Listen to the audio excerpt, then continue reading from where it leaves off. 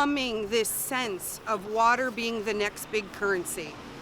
Nestle actually the CEO of Nestle just came out and said that access to water is not a human right. Well, Christopher Columbus is a homicidal maniac, and I can't believe that we celebrate what he did to our people. It's just very confusing to me that we celebrate him rather than celebrating the lives that he took.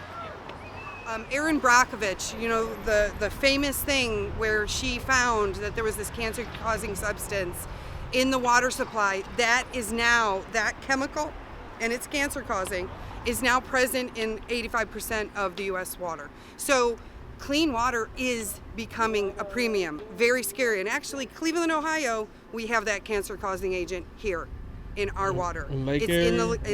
It's in Lake Erie.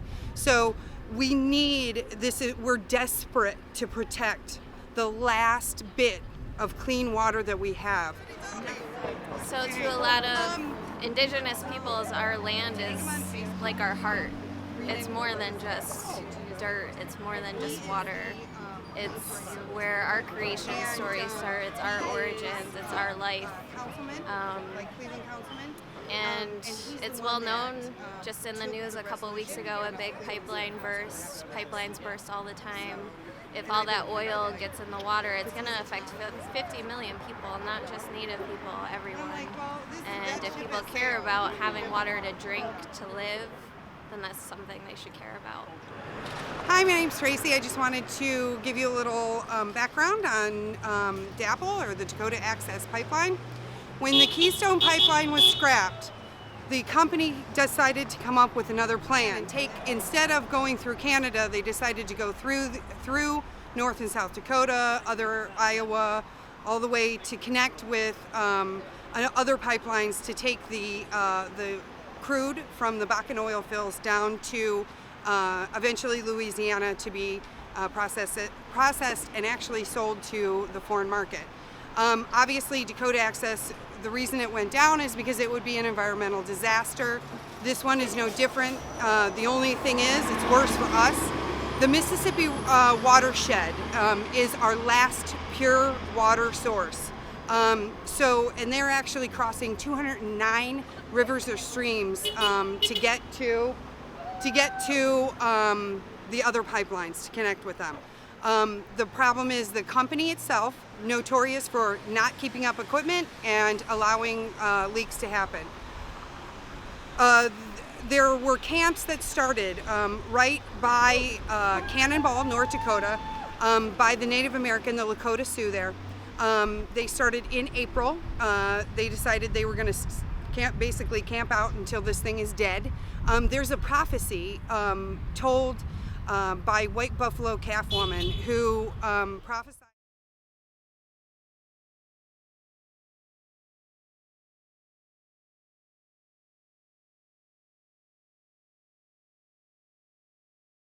prophesied that in 7 generations we would be at a crossroads of either saving our water or it would be the ultimate demise of the Native American culture. So this battle, she said we would do a battle with a black snake. So, and they're interpreting it that the pipeline is the black snake. Fast forward, Dakota Access Pipeline, the company has employed private security who used mace and attacked dogs and bit one woman who was pregnant on the belly. They have broken all kinds of laws. They haven't done environmental studies like they're supposed to do. Obama supposedly asked them very nicely to stop construction. They did not stop. As of today, Shailene Woodley, star of Divergent, was arrested for trespassing. 28 people, I believe, so far today were arrested, even though they left when the cops asked them to leave and so on and so forth. So basically what we're trying to do, this is not a Native American issue, even though they brought it to our attention. I am Native, but that's not the point. The point is we need clean water. This is our last watershed to protect, and we're not going to stop.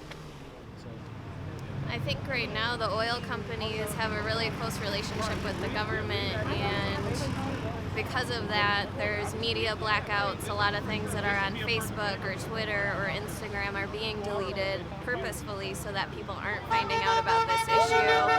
So exactly what everyone is doing today, go on social media, look up the hashtag NODAPL, and spread awareness. I think that's the biggest thing right now is we need to get this message out to as many people as possible, because the more people we have, the stronger that we get.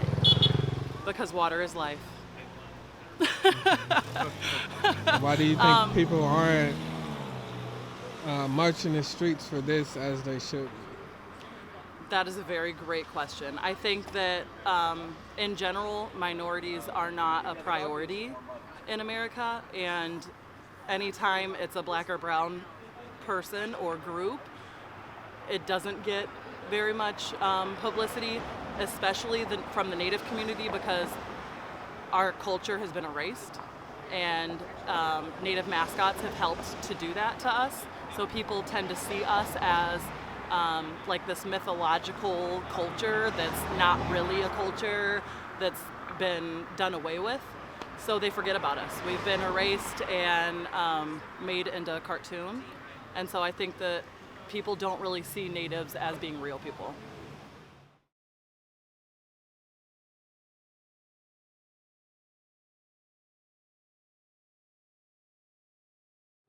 So that pipeline goes all the way down through so many states. I think it's 50 million people that would be affected if that pipeline, just that one, burst. And we're not talking about any other pipelines right now, and there are other ones and other ones that they'll try and build, so this is just going to be a perpetual issue.